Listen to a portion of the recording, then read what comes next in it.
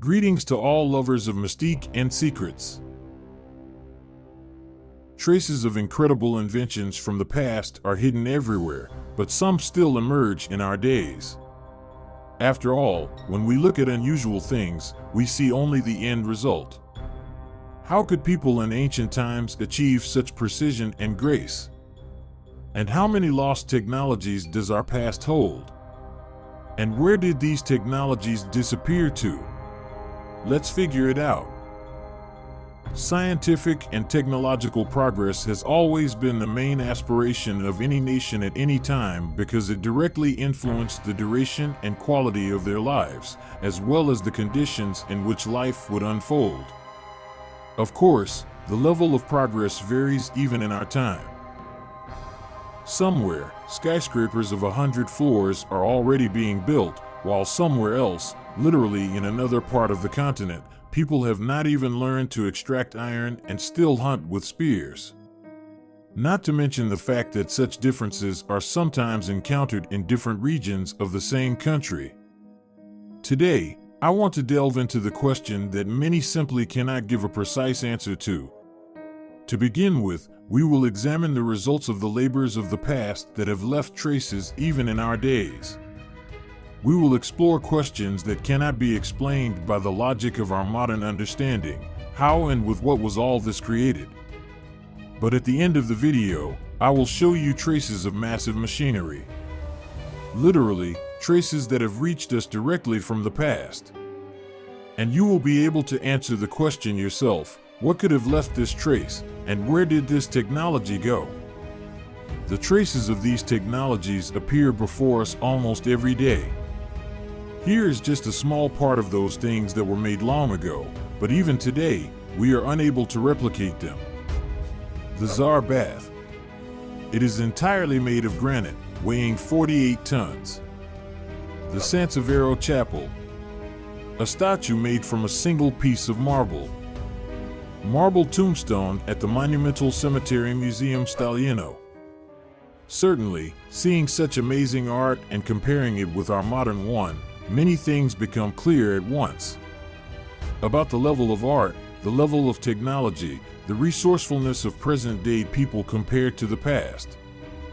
But how does it happen that more primitive people of the past, with outdated technologies and without machinery, did better and more than we do now in the 21st century, as we are told at the peak of our development? But to understand everything, where and how did this backward leap in development occur, let's look at our current technical progress. In the usual sense, this term is understandable to all of us. We all already know these two predominant words, without which the modern world simply could not exist: phone and internet. Now, using just these two technologies, one can solve all urgent problems. And order food and pay for accommodation. And all this without even getting out of bed. Just 20 years ago, all of this simply did not exist. There were no such modern innovative technologies. Because this is not an indicator that without these technologies people were dumber or more primitive.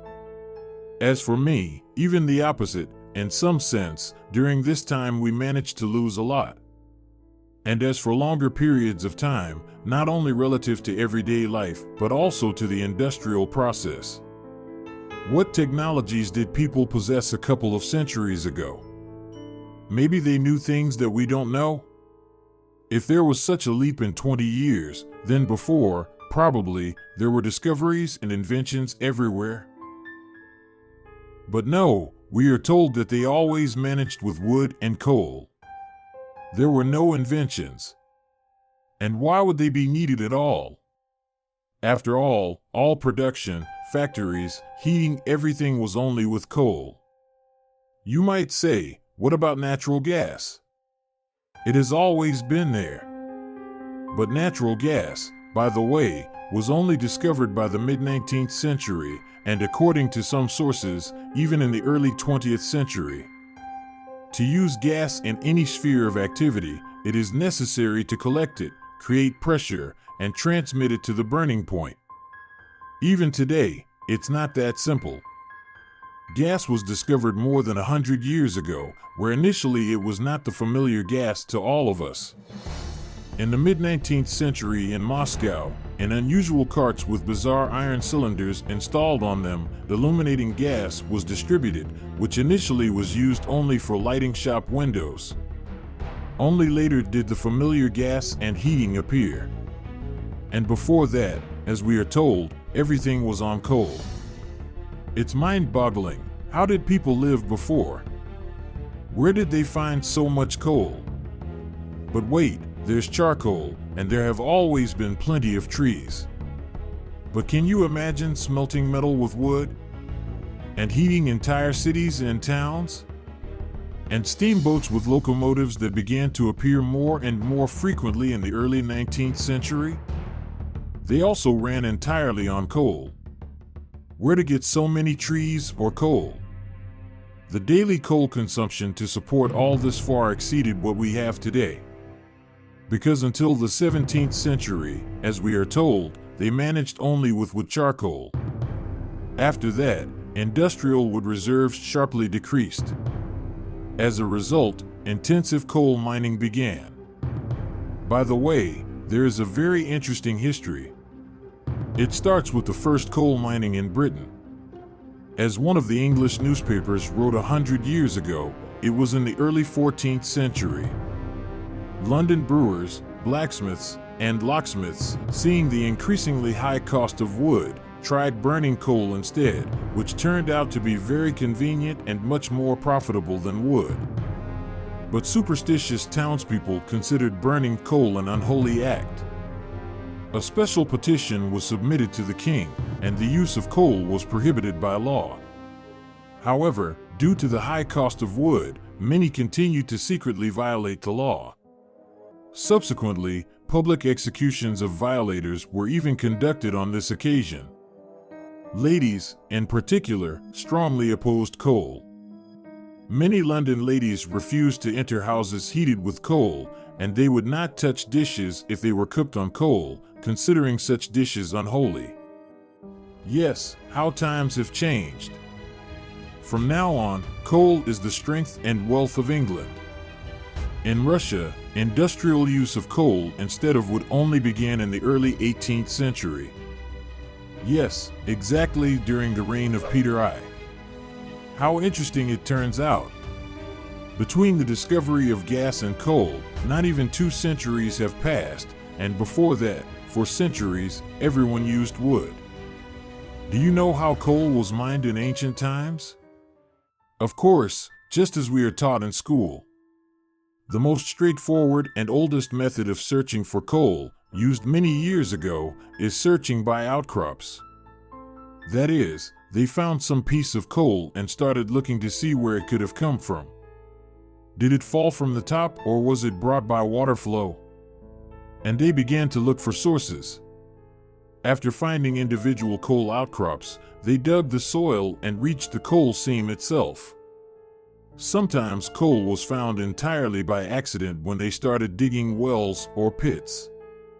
But can you imagine how much coal needs to be searched for in this way and how long it would take to provide, for example, just one production that requires dozens or even hundreds of tons of coal? It seems to me that this is a very amusing story about coal mining and prospecting. For example, how do they search for coal today? First, they gather a group of researchers, surveyors, geologists. And all of this, mind you, comes from specialized institutes. During exploration, they assess the level and volume of groundwater, identify possible deposits of methane and other associated gases. Only after that do they start mining. In addition to this, of course, they use modern equipment and innovative technologies. This is what specialized transport for coal mining and transportation looks like today.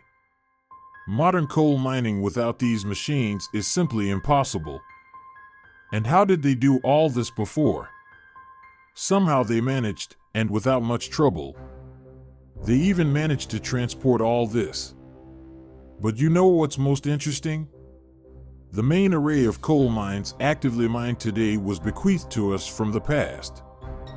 Yes, from that very, as they tell us, primitive past. That is, with all our modern knowledge, we don't rush to dig coal everywhere. We just use what was already discovered before us.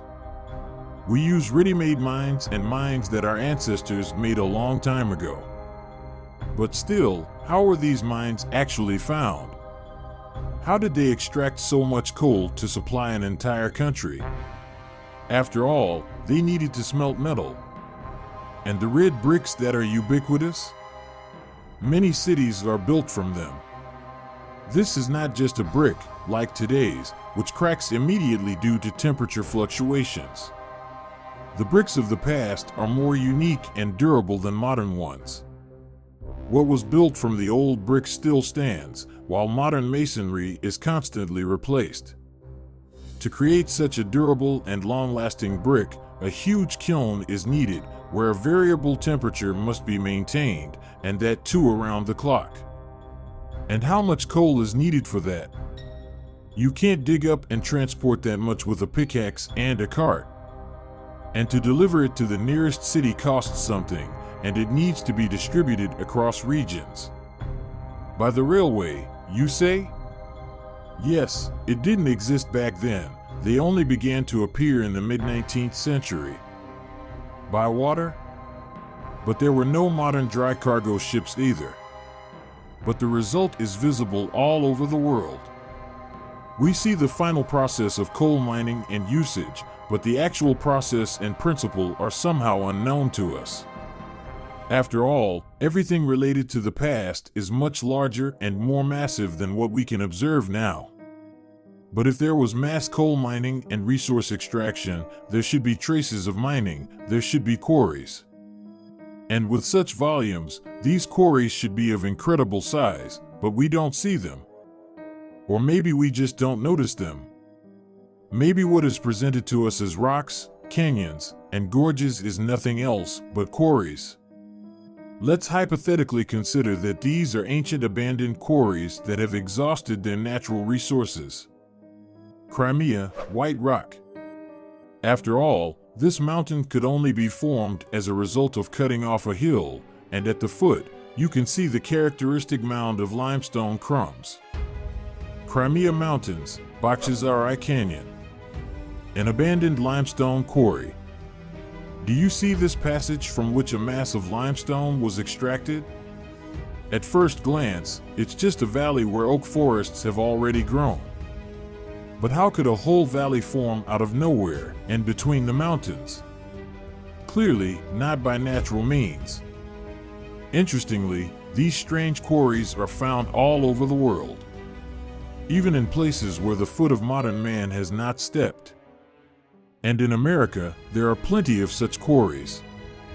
Only now they've started calling them national parks. Take, for example, the grandiose Grand Canyon in Arizona. It just resembles a massive giant quarry. Well, those quarries that have already served their purpose and have enough moisture left in them are being used for farming. For instance, the Bonneau rice terraces. Okay, hypothetically, we've extracted a huge amount of resources. But what do we do with it next? Before smelting everything, the ore needs to be enriched specifically to increase the percentage of content. For this, it is sent to mining and enrichment plants. There, they separate the concentrate, and the empty waste rock is transported to a dump, creating a terracon. A terracon is an artificial mound made of empty rocks extracted during coal and other mineral mining. But it's curious, where did they dispose of waste rocks in ancient times? If they mined coal in such quantities, there should be an enormous amount of empty rocks left. And they needed somewhere to store all of it. Here is Vesuvius in Italy, an example of a modern terracon. Its height is 1,281 meters. They only started calling it a volcano after it erupted. Current terracons also erupt, but that doesn't make them volcanoes. To accurately determine what it is, you need to study the caldera from the inside. If it's a volcano, the caldera walls should be melted with liquid lava. And if it's a terracon, the walls will be layered and consist of loose rock that you can dig with a shovel. Look at this. Surprisingly, the rock is loose, and there are no traces of solidified lava. Amazing, isn't it?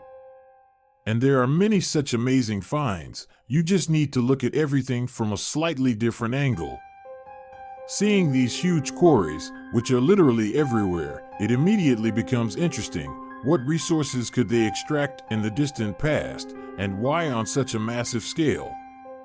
Of course, there are hypotheses. These photos immediately flooded the entire internet because there are so many questions about them. This is a museum exhibit from Costa Rica, an ancient censer, as they tell us. But what is depicted on top? Some have already compared these photos to the gears of tank treads. Well, there is some resemblance, in principle. Seeing these striking sculptures, of course, you can draw an analogy with a modern excavator. But now our excavators have one rotor, and here there are three. But the main difference is that here, it depicts an animal, not a machine. That is, it has paws, a tail, an incomprehensible exoskeleton. Visually, it's just an incomprehensible creature. But the question is, was it alive or fully mechanized? Here's another unique find, discovered right during the excavations of a burial site in El Cano, Panama. This creature with a similar cutter, but only on the tail, strongly resembles a modern mining combine.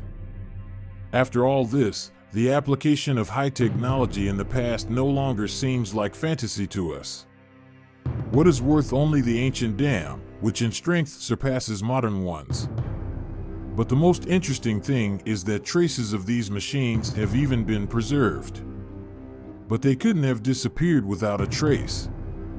New interesting details emerge here and there. For example, Baalbek, a very ancient city. And when looking at the architecture, clear traces of mechanical processing immediately catch the eye. I remind you, these ruins are over 1,000 years old. And these stones might be much older. But where did these mechanical grooves come from? Surely they didn't have anything better to do in ancient times than to diligently saw stones? According to scientists, that's exactly what happened. They just took bronze saws and worked on it for dozens of years. The processing went in straight lines several meters long. Obviously, this was machine tooling with a cutter or a saw. Moreover, the movements were reciprocating. Well, and the disc saw, as scientists tell us, would have simply polished the surface and not left these traces. By the way, these are the bronze saws with which, as they tell us, all this was done. Moreover, these traces are massively found. For example, a rock in Jordan, and again these traces personally, I find it highly suspicious that almost all ancient structures show traces of mechanical origin. Nevertheless, on our planet, there are numerous places that are either simply not sufficiently studied or are simply unclear to us within the framework of general development. And as proof of this, for the conclusion, I want to show you incredible traces left, apparently, by ancient heavy machinery. These traces are found all over the world: Turkey, Spain, Bulgaria. Visually, they resemble regular car tracks, but already petrified. But where did they come from thousands of years ago? How good it is that history provides an answer to this question. It turns out that the tracks were left by wagons pulled by donkeys. Yes, simply wagons rolled along the same road for 100 years, and that's how they wore a complete rut in the stone. However, there are no traces of animals anywhere. Even walking is dangerous in this place for a person, and a horse pulling a heavy wagon can easily break its legs. And it's hardly even appropriate to call it a road. It's more like paths from quarries or just movement through the mountains. Where could wagons come from in such a place? To explore this, let's draw an analogy with modern heavy machinery and find out if wagons could have left these tracks at all. Tuff is a relatively soft stone. Its compressive strength is 100 to 200 kilograms per square centimeter. But if we apply the load calculation to the tuff of a modern truck, we get 35 kilograms per square centimeter, which is 5 times less than the necessary load for rock destruction. Moreover, trucks have paired wheels, while here, a single track is visible. That is, a wheeled vehicle with such a load simply does not exist in our time. I'm curious, what do you think about this? Where could such a track come from, especially in the mountains? Very interesting. Of course, there are more questions than answers, as always. And you know what else this track reminds me of? It reminds me of the modern track of a Mars rover. Yes, the one that is currently rolling on Mars and leaving similar tracks. That's how it turns out. Nevertheless, our history is much more interesting than it is presented to us. Share this video with your close ones so that they can learn the truth, and don't forget to subscribe because many fascinating explorations await us.